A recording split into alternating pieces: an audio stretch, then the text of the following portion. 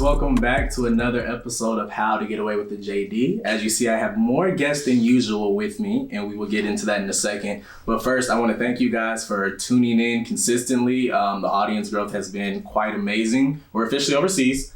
I think the Philippines, shout out to the UK, and I'm forgetting where the third place is. But Hong Kong. Yes, Hong Kong. There you go. So thank you guys for tuning in. Really appreciate it. Make sure you keep telling your friends about the show. A lot of growth coming in the next couple of months. And with that being said, we are going to go bi-weekly from here on out. So please be expecting a new episode every other week. Moving forward, had to get some kinks worked out. A winter break, I needed to relax at first. But now that I'm back and we're a little bit more consistent, you guys can check me out every other week. Subscribe wherever you get your podcasts. But this week, this episode actually wasn't my idea. It's actually this one's idea right here.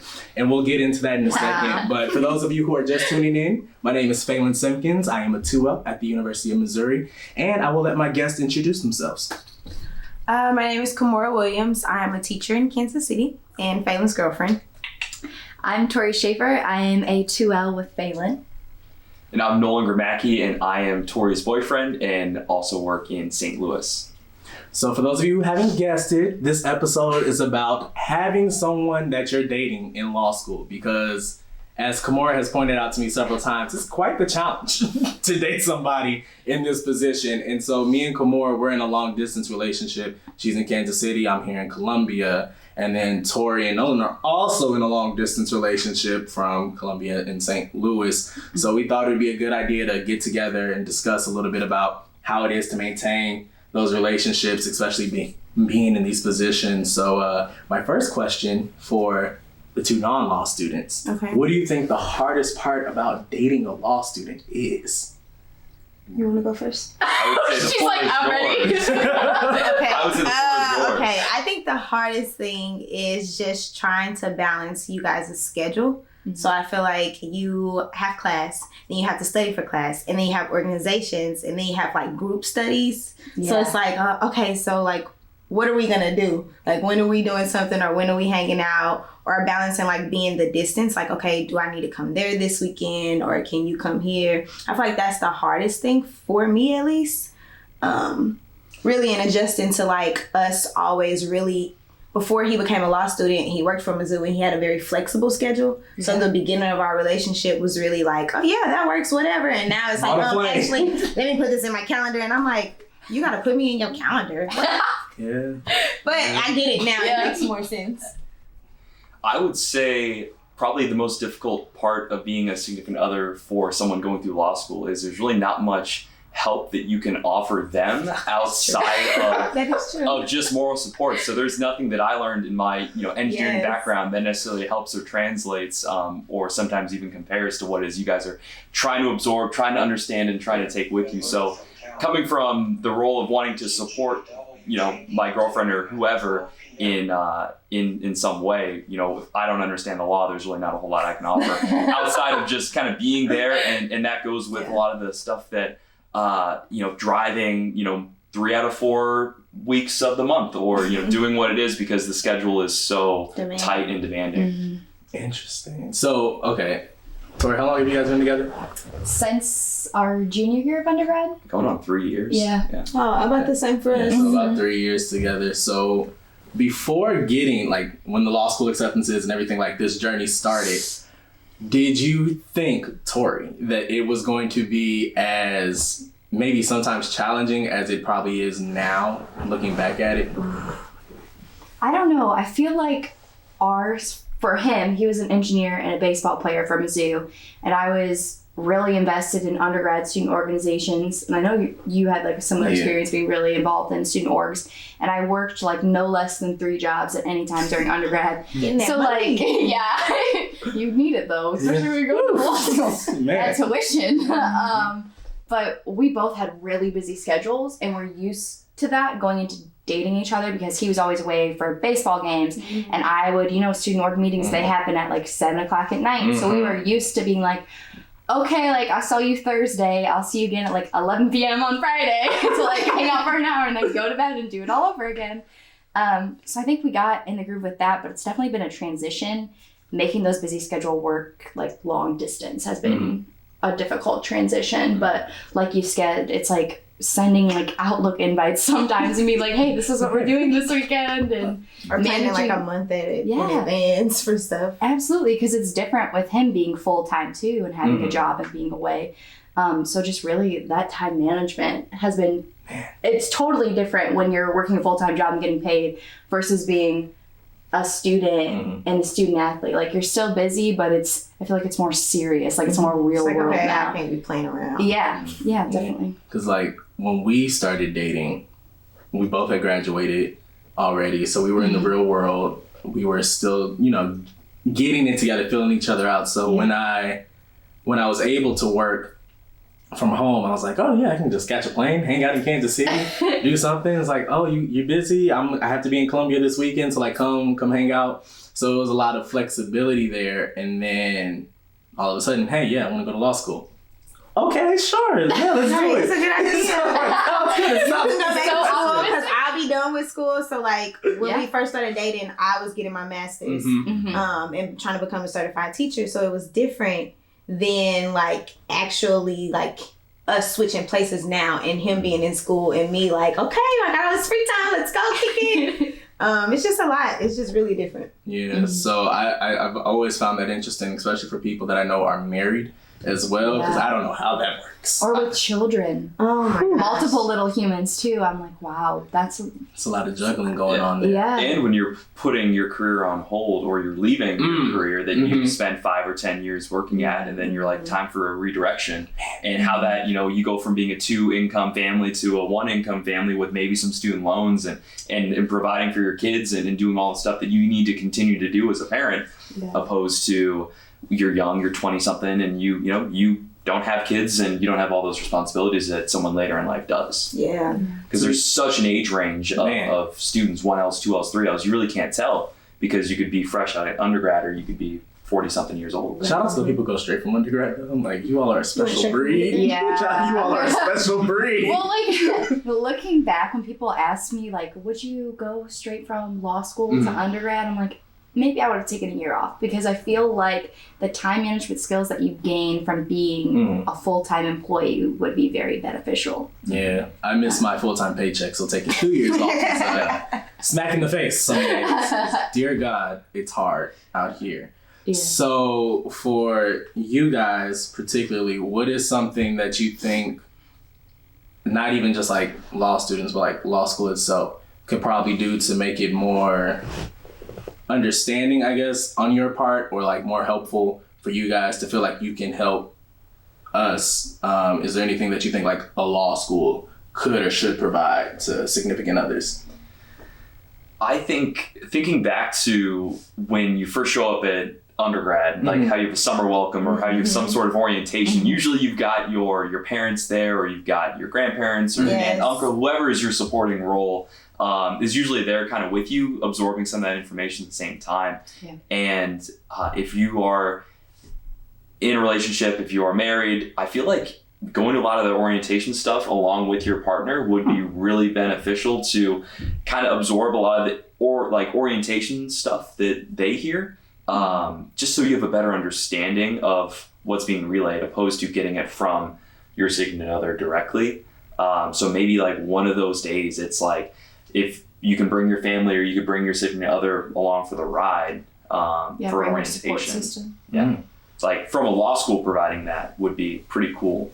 I was thinking something along the lines of like, maybe not even like a course that's like ongoing, but at least like one of the classes where like you guys have to go to, it's like some orientations or something like that too. But even while you're in your orientation, your significant other or like your family, whoever your support system, is like going to a class on like how to support this person during this time. I think that would have been useful, because I was on the internet like, okay, he would say certain things like, I'm in intellectual property and I'm not trying to be annoying and be like, well, what is that? So then I'm Googling it and I'm trying to figure out what all this means. Yep. Or he's talking about a case and I'm like, oh, okay. And I'm acting like I know what's going on when I really don't. And then I started thinking like, okay, well, is this how it is when I'm talking about teaching? Mm-hmm. And he's like, oh, okay, yeah, I know. And he's playing. I'm like, does he really understand this or does he not understand this? So it's like, I wish that there would have been an opportunity for me to like go somewhere and say, well, this is what it's actually going to look like. This is how the process for the first year to be like this, or them explaining to me versus him feeling like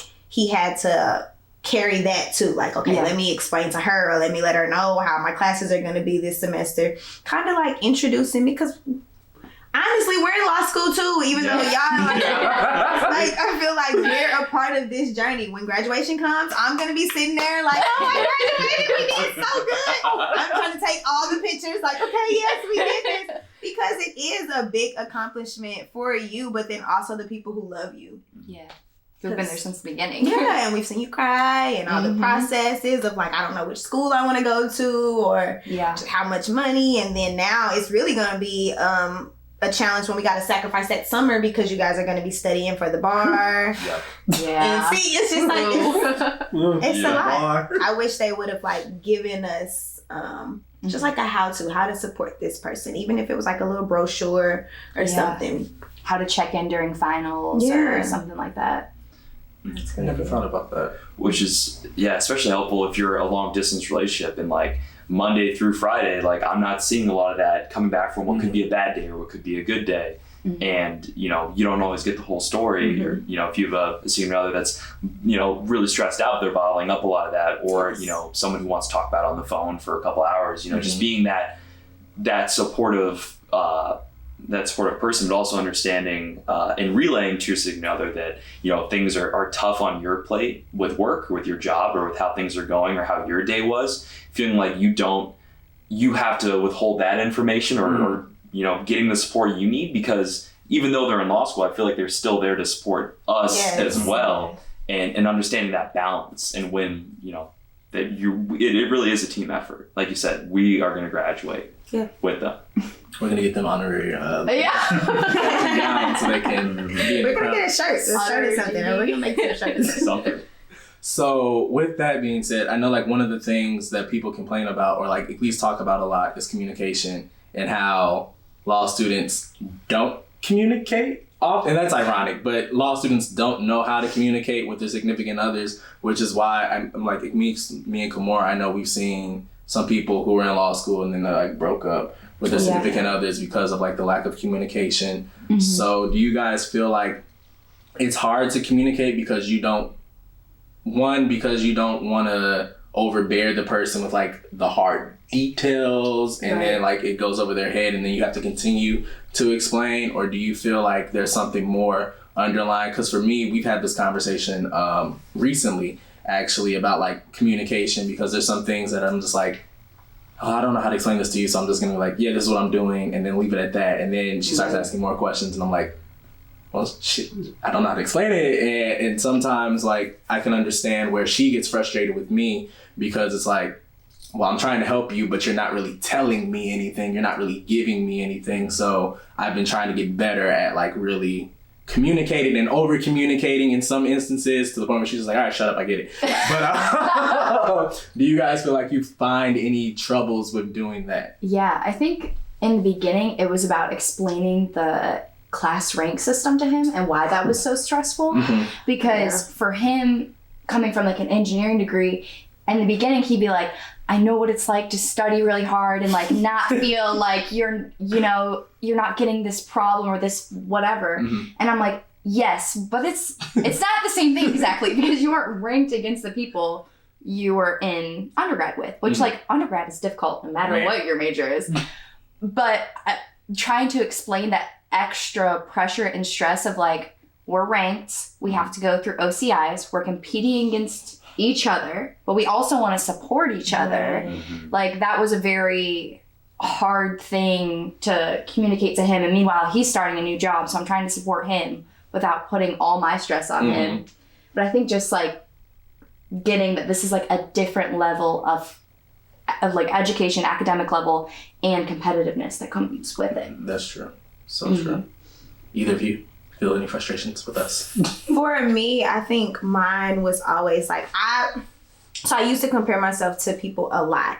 And so I had finally gotten that mindset of not comparing myself to people. And then he was like, well, they're doing this and they're doing that. And I'm like, stop comparing yourself to them. It doesn't mean anything. So then that's when you were talking about like, no, you know, he was trying to explain to me like, I have to get this certain rank so that these people can look at me and then get this number. And I'm like, okay, so this whole process is you like really comparing yourself heavily to the person that's in class next to you that may be your friend. Right. So it's like you got to find a way to support your friend, be happy for your friend, but then also like, actually, okay, you got to see on that test. Great, I hope I got it because I need to get a higher rank, you know? And so now I was getting it. And then I was like, oh my gosh, that is so awful. Like I wouldn't be able to do that because it's like, it hurts me to compare myself to other people. Right. And I would get frustrated and I'm like, you keep talking about these other people and you just need to focus on you. Did you do better this semester than you did last semester? Like, why are you still worried about that? But then explaining it all and the opportunities that come with if you perform higher than the people that are in your section, then I'm like, oh man, that's gotta be tough because these people are your friends too. Like he talks about his whole support system and like the people that I've met at the different events, and I'm like, wow, you know, they're really great people. And in a sense, you have to like you're competing against these people. You're applying for the same scholarships, you're applying for the same jobs with limited amount of spaces, and it's like how you did in one class compared to how they did in another class affects whether or not you get it. And then that's when I started being like, okay, I guess I can chill out and stop telling them to compare, stop telling them to compare, not compare yourself to other people. Because it genuinely matters in this application. And coming from a little bit of like a team sports background of being a pitcher on a college pitching staff and understanding only one guy can have the ball at any given time. And you're rooting on your teammates because the guys you wake up early with, the guys you grind with, the guys that are your best friends, your sports system, and you're always rooting for one another, hoping that when it's you out there, then they're rooting for you and they've got your back, and they'll pick you up when you fall, and they'll make you a better person, and you're all working towards the same goal, so it makes it easy. What I found with law school is you're not on the same team. You're not necessarily on the same team. I hate that analogy. I knew he was going to bring it up the second we start talking about that's why starts talking about baseball. But I was segueing into the contrast because I'm programmed to be like, oh, well, you guys are all in law school. You're all this together. We all want to graduate Mizzou. Kumbaya, you guys are all Tigers, right? You're all Tigers. Wrong, because necessarily two or three people could be gunning for that same internship or that same job, and there's only one of those jobs or there's one of those opportunities. So it's a lot more cutthroat, and it's like savage lifestyle. It's the Hunger Games. Yeah, we are in the Hunger Games, which is such a twist because it's just something that you don't necessarily experience in undergrad or in a setting I'm used to.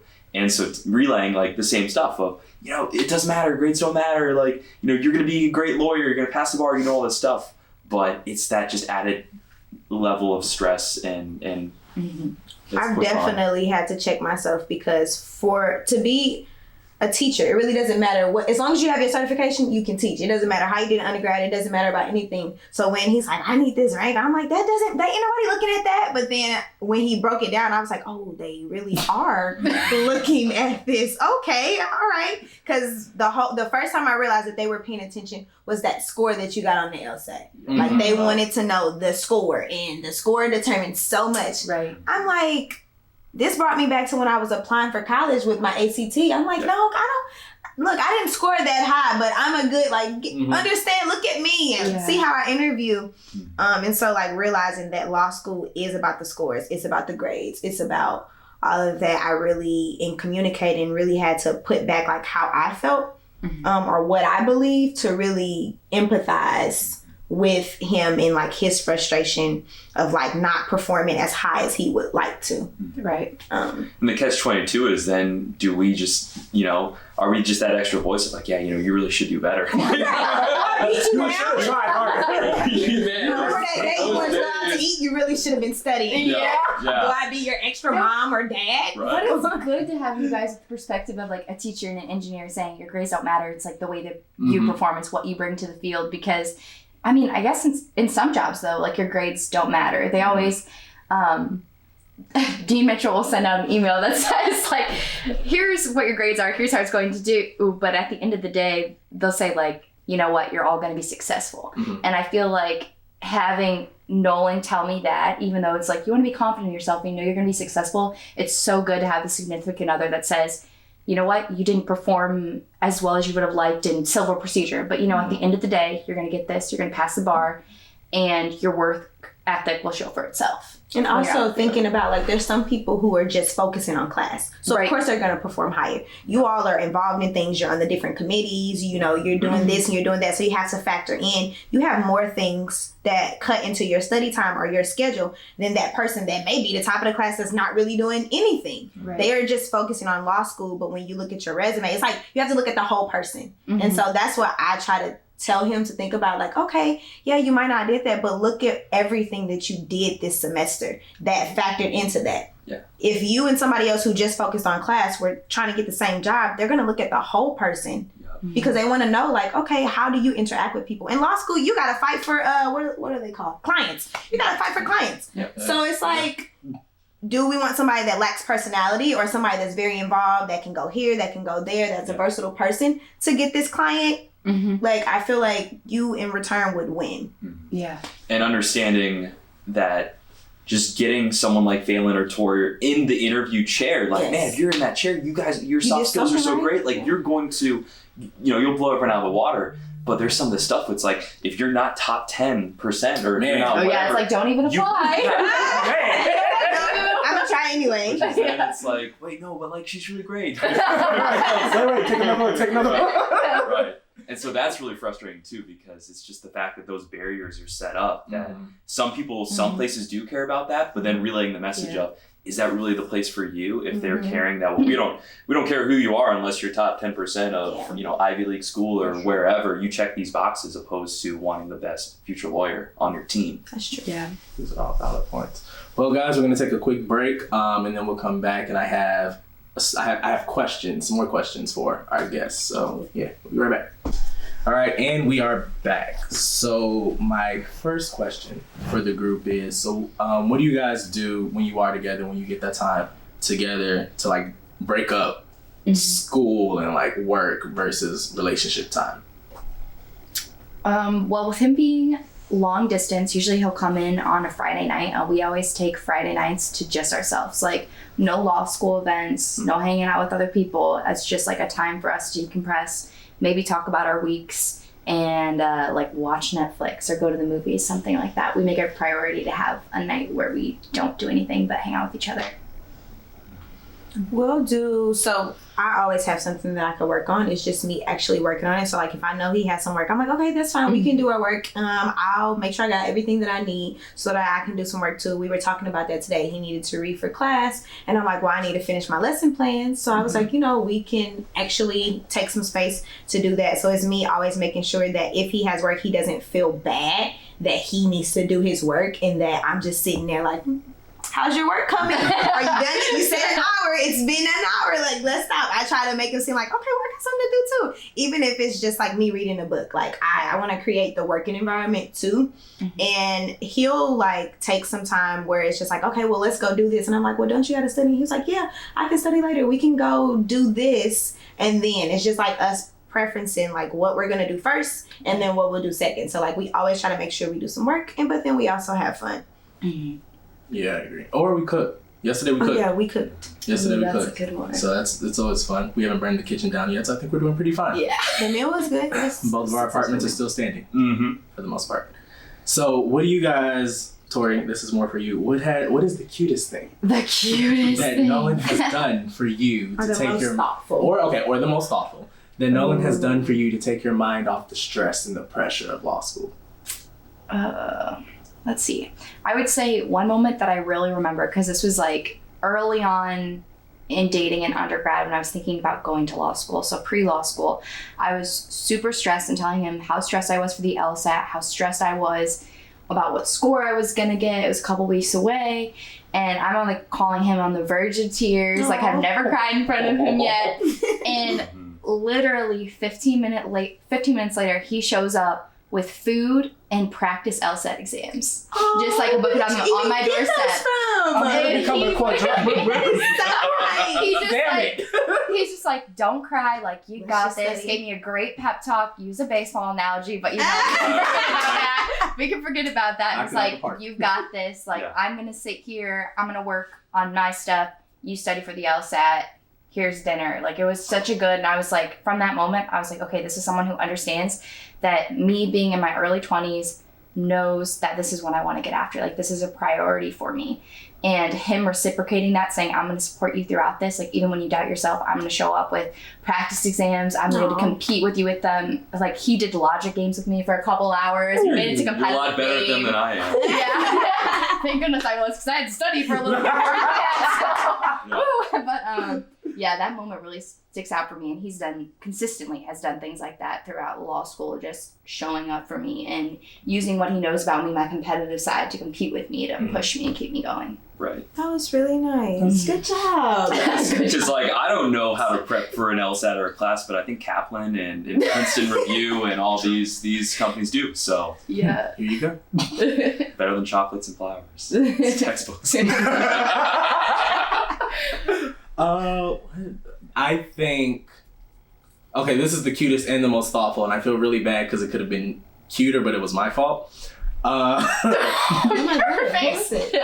So this past semester, so in the fall, I was on the labor and employment my trial team, and so the competition was in Chicago.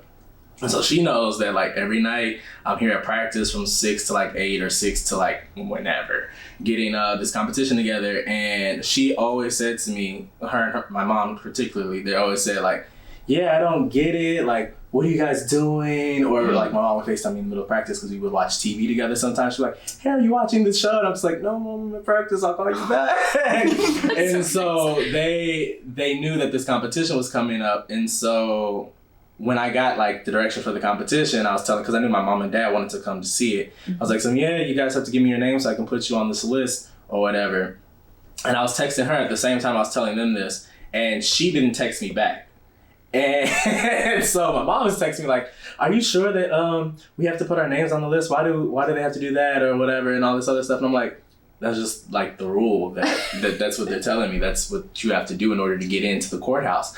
And so she said, okay, all right. And I said, well, why are you asking? I have your names. So then she texted me and sent me a screenshot of her flight to Chicago. Yeah, I was trying to Oh, no. Is it really? Saying surprise. I was gonna come surprise you for the competition, but your mom told me that you needed my name on the list, and I said, "Aw," and I feel bad because she's never been able to surprise I can never successfully surprise him. Like, You need to chill. It's not my That's a fault. surprise to you. and that one was gonna be a good one. Like, I had took off work. I was able to. And I was so mad. And then when we got there, they didn't even ask for our names. So that really threw me off. And I was like, you're going to take my name down. Here's my ID. Like, you're going to know that I'm here and what I'm here for. And I was like, you mean to tell me I could have just showed up and sat there and like it would have been, Yeah.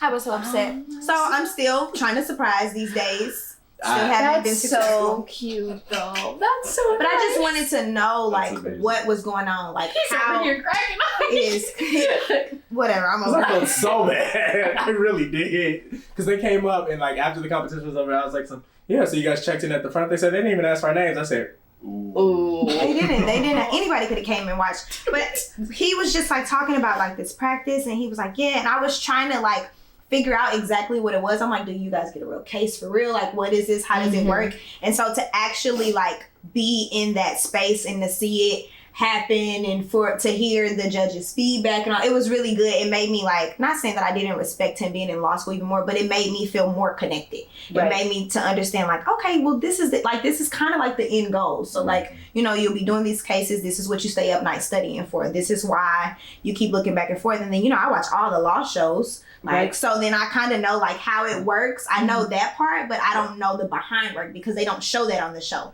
They don't show them like really looking at the case back and forth and seeing the different outcomes or how they can come at you and then you be like, oh, we didn't know this. We didn't have this evidence. So like actually being there and seeing it and me being like, well, this is what they need to do. And then them doing it like, well, maybe I know a little something. Okay. So that was, yeah, I think that was the best. That was the best moment. Good job. Look at brownie points earned. So we're nearing the end of the episode. So I just want to ask you guys, Tori, do you have any tips for like anybody who's thinking about law school, currently in law school, and how to manage this side of being in a relationship or on a long distance relationship? And then for Nolan and Kimmy, do you guys have any tips or advice for people whose significant other is in law school and how to like cope and manage that with them? So I would say for being the person in law school, supporting and allowing that open communication for someone who isn't in law school, I would say you really, even though you're working on your own thing, you're pushing for your own goals, like that's obviously my priority is like taking care of what I want to get done because I've worked for this my whole life. And I feel like a lot of people in law school are like that. Knowing that he is also pushing for his own goals and going for what he wants to in life, and making sure you have that open communication of, I'm not going to be able to come there that weekend because he's got a huge project coming up, or I have something that I need to focus on. And realizing that just because I'm focusing on law school and focusing on my career doesn't mean that I care about you any less, but also taking that time to make time just for him and make sure that I'm supporting him, especially during finals. And I was really bad about this the first semester. Like, I was like, it's all about me. I'm so stressed. I need to focus. Like, I can't talk to you at all. I don't care that you just started in a new job and you're stressed. Like, making sure I take that time to not only check in with myself, but check in with him because he's a priority for me too. So I would just say, making sure you take that time, even if it's making a schedule. Like, we've recently started being so annoying that we share like Outlook invites with each other. Just to prepare each other for the week, or so he knows when I'm in class, like sharing my class schedule with him. Even sharing my exams where, hey, if I'm like being a little bit quiet leading up to this, he can know when to check in on me and say, oh, maybe like something's up, maybe she's stressed about it, or, you know, just those like little inspirational texts before an exam really help too. Like, you've got this, keep pushing. So yeah, checking in with each other, making that time, definitely. And just adding to that, my advice would be, you know, Tori mentioned goals, and just having a clear understanding of the goals for both partners, and constantly be, you know, striving to achieving those goals, and understanding law school is a 3-year stretch of your guys' hopefully long time together, right. And in a lifetime together. 3 years isn't a whole lot, and just being able to say, end of the day, you added to the cup, and you added to their success, and you didn't make law school any harder. You helped out, and you were that supporting role, and end of the day, you're one step closer to your goals, both individually and as a couple. So just being, you know, that laser focus towards where you guys want to be someday and get there together. My advice would really be kind of going off of what Tori said, but like from an opposite lens, that like just because all he's talking about is law school, or he's saying I gotta do this, I gotta do that, doesn't mean that like I'm not a priority. I need to like make sure that if I ever feel like that, like I'm communicating like, hey, you've only been talking about law school, where do I fit in this? That was something that like I really had to get him to be able to voice, because he does a lot of thinking in his head, and it's like the decisions that he's making them for us, but he's not really communicating that they're for us. So like me now knowing that when he says something, I'm like, okay, this makes sense. Like, all right, you have thought about me, and it's not just about law school, but also me like getting out of my feelings a lot of the time. Like it's okay. It doesn't have everything doesn't revolve around you, and me like finding things for me to do myself. So like, whether that's picking up a new hobby, or whether that's actually me being more involved in things, so I'm not sitting around like, you ain't text me for the past 3 hours, wonder class doesn't last that long, you know, because I had a lot of, when I tell you I had so much free time at the beginning of law school that I was really like, oh, okay, like what is he doing? Like, well, can we do this? And he's like, actually, no, I gotta do this and I gotta do that. And me not dating him in undergrad, and me not knowing what school looks like for him. School isn't just school. Like, school is like, I'm involved in this, I'm doing that. I'm going to be a part of this. And me not knowing that, me just knowing him being like, yep, work for Mizzou and I got family. You know, I'm thinking like, oh, okay, you know, it was significantly different when he went back to school. Like, I didn't know that like this many people knew him. This many people were like, hey, can you come here? Or wanting to hang out, to where I've become like, okay, yeah, we're going where? All right, let's go here. I met this person and that person. She does not ask questions now. She's just like, I know. I'm just like, what do I need to wear? Yep, that's what he needs. He's So like, I need the outfits for the weekend. We're good. Right, I guess the major thing is like releasing control. I'm a control freak. Like I've always been in control of everything. I'm the oldest. Like I really set the tone. Like it's me. But now having somebody else that I have to like release control to and just being more relaxed, where people start asking me questions about like, hey, you know, what are y'all doing or where? And I'm like, I don't know. Jack's failing. I don't know. Like I've really become so relaxed that it's just like he told me where I needed to be and what I needed to wear, and that's all I knew. Like, so my advice is just releasing control if you're somebody dating somebody in law school, and just trusting that they'll have it handled. Like they'll figure it out. It's handled like Olivia Pope. Like Olivia Pope, exactly. True. Well, I guess I'll give my antidote. I normally don't, but I think my biggest advice is communicate, and that's communicate in the beginning, communicate during, and then the end. Because in the beginning, your communication is, hey, it's law school, this is 3 years, this is what I plan on doing. In the middle, it's the reaffirming like, hey, I still want this is like what I'm still looking to do, and this is how you still fit in the picture. At the end, it's, hey, we might be moving somewhere. Here are options. Here's A, B, and C. How do you feel about that? So making sure that you keep that line of communication open, especially when it gets hard, because there have been days where she knows in particular, like I'm ready to either chuck somebody out, ready to just jump on out that window, or like drop law school altogether. So making sure that you communicate that, because at the end of the day, you have your family for sure, but this is literally your lifeline in a sense, because that's the people who are gonna like make the drive, come see you, and like when you have to complain about when you're actually in practice, 9 times out of 10, this is who you're actually communicating with. So getting them prepped for those types of conversations early, I think, is something really important. So I definitely say communicate and over communicate in some instances would be my big tip. Well, guys, this has been fun. Thank you for tuning in to another episode of How to Get Away with JD on our special Valentine's week. And we will see you guys next time. Bye. Peace.